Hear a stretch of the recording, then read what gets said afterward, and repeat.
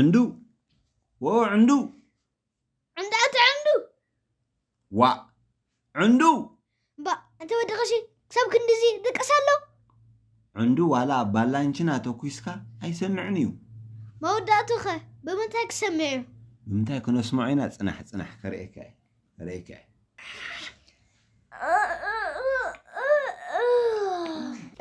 انتايو ما يدوخر بنياتو ما يكون عنده انت داخل من دالتما عليم كايكون كان ورد انا ما يدغام غص يوكا مونتا كتركب اتودخش لتدقسنا ورد اي وردني عنده ورنا عنا بيت كريستيان زيات عن ترقاسي قرفه خبز عراس اي وردني ويتا نعنا خبل كاب سمايات نبزا مدر وريدوس عندكن كبز عراد مورادو ابي ودعاوتي لومي زورد مخانو فليتو ديو دي انت زبلت مورادو ابي اي فلت كان ديخا عنده اي فلت كون انتايو لومي انتاي ديو سنبت ودا الا عنده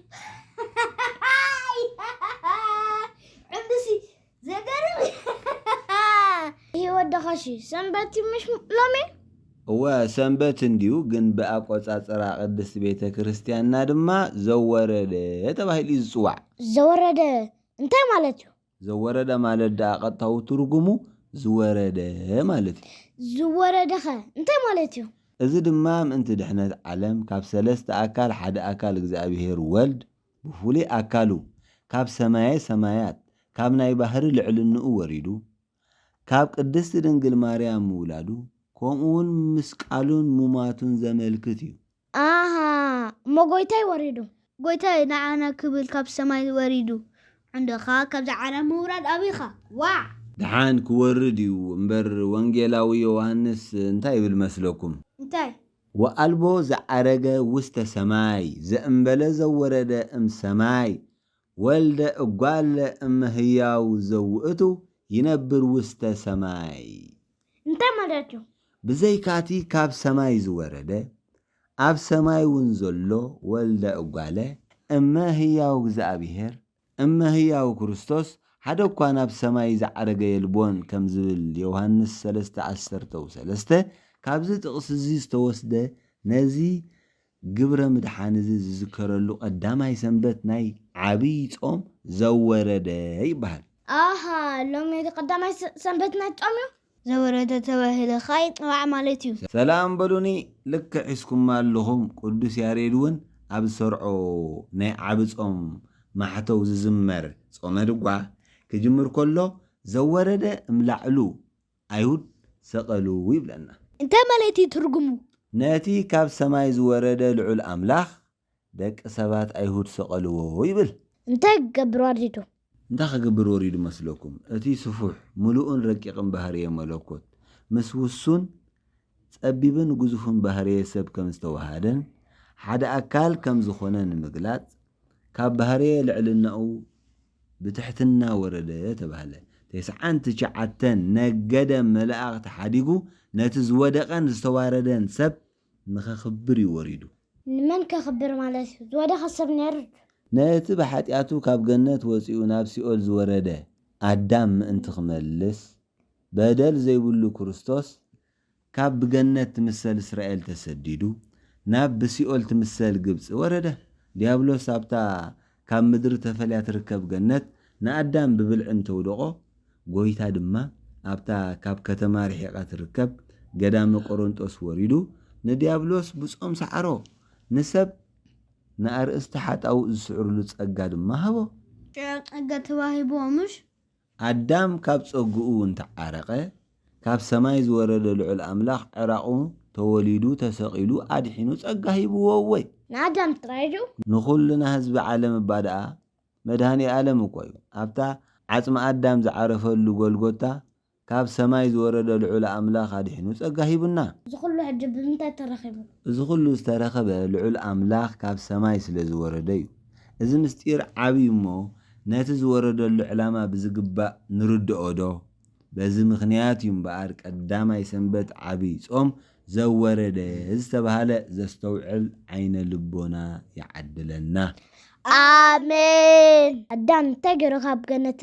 ተሰጊጉ ብምኽንያት ብልዕዩ ተሰጊጉ ካብ ኩሉ እፀዋት ኣብ ገነት ዘሎ ብልዑ ካብዚኣ እንተበሊዕኹም ግን ክትሞቱ ኢኹም ኢልዎም ኣምላኽ ኢኮም ኢሉ ኣዚዝዎምሽ ወሰይጣን ከዓ ነዛ ቃል ቀይሩ እንታይ ኢልዎም ትፈልጡ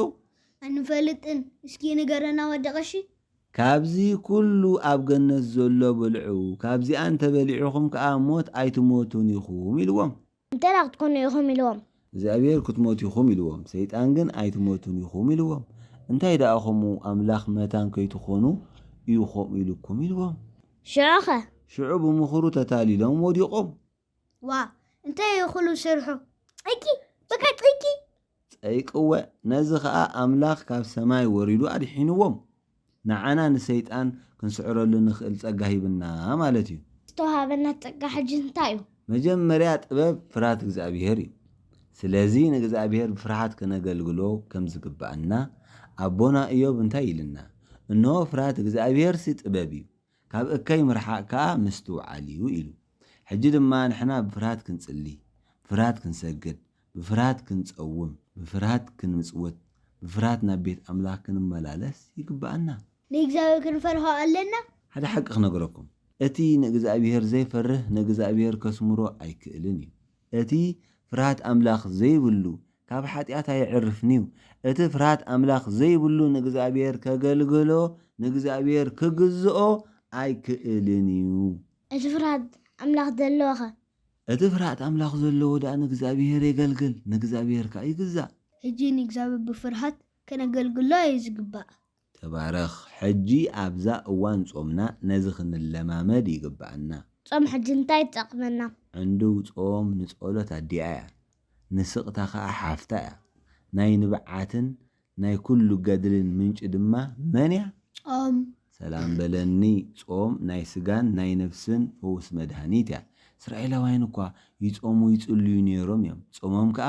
ኣብ ሓመድን ሓሙኽሽትን ጠንቀልዓላ እናበሉ ንእግዚአብሔር ይልምኑ ነይሮም እዮም እሞ ከኽሉ ነገር ይሰምረሎም ነይሩ ዶ ኣይሰመረን እንታይ ኮይኑ ዘይሰመረሎም ዋላ ንሶም ከምዚ ትብሎ ዘለኻ ንእግዚአብሔር እንታይ እዩ ብዛዕባ ጾምና ጸሎትና ግዲ ዘይገብረሉ ንሕና እናጾምና እናጸለና እግዚአብሔር ኣይሰምዓናን ኣሎ ኢሎም እግዚአብሔር እንታይ ኢሎም እዚ ዲኹም ጾም ኢልኩም ሓሲብኩሞ እዚ ዲኹም ጸሎት ኢልኩም ሓሲብኩሞ እወ ትጾሙ ኣለኹም ኣብ ሓሙኽሽቲ እውን ትድቅሱ ኣለኹም እንተኾነ ግን ክፉእ ተግባር ከዓ ትገብሩ ኣለኹም ነንሕድሕድኩም ብጽልኢ ብባእሲ ብኽፍኣት ትጾምዎ ዘለኹም ጾም እዚ ኣነ ዝደልዮ ኣነ ዝቕበሎ ጾም ኣይኮነን ኢልዎም እግዚአብሔር ምስትውዓል ይሃበና ኣሜን ሕጂ ርኢኹም ይጾሙ ነይሮም ይጽልዩ ነይሮም ኣብ ሓመድን ሓሙኽሽትን ጠንቀላዕላዕ እውን ኢሎም እዮም እንተኾነ ግን እግዚአብሔር ንጾሞም ኣይተቐበሎን መንተኾን ዘይተቐበሎም እግዚአብሔር ዝቕበሎ ጾም ኣይነበረን እግዚአብሔር ዝቕበሎ ጾም ከመይ ዝበለ እዩ እግዚአብሔር ዝቕበሎ ጾም ወይ እግዚአብሔር ዝደልዮ ጾም ከመይ ዝበለ እዩ እግዚአብሔር ኣምላኽና ዝደልዮ ጾም ደኣ ካብታ ክንበልዓ ዝሓሰብና ንጡምያት ምስ እንህቦም ካብ ክዳንና ንዕሩቓት ምስ እንኸድን ንዝተሸገሩ ካብ ዘለና ምስ እንረድእ እዚ እግዚአብሔር ዝደልዮ ጾም ዋው እዚ እንተፈፂምና ኣምላኽና ይሕጎሰልና ጥራይ ጡሙይ እንተብሊዕና ዕሩቕ እንተኸዲና ጽሙእ እንተስቲና ዝተሸገረ እንተረዲእና ጾምና ኣብ ቅድሚ እግዚአብሔር ኣምላኽና ብቑዕ እዩ ዝኸውን ሽዑ ካብ ኣምላኽይ ንረክብ ካብ ጎይታና እንረኽቦ ዶ